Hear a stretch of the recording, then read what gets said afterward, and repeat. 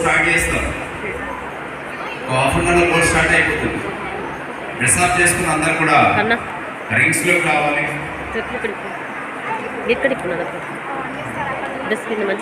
ఇమ్మీడియట్గా అందరు కూడా డ్రెస్ చేంజ్ చేసుకోవాలి.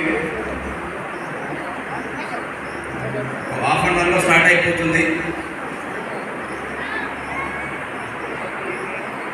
డ్రెస్ వేసుకొని స్లిప్పర్స్ కానీ షూ కానీ ఎవరు కూడా యూజ్ చేయకూడదు, అక్కడనే వదిలేయండి.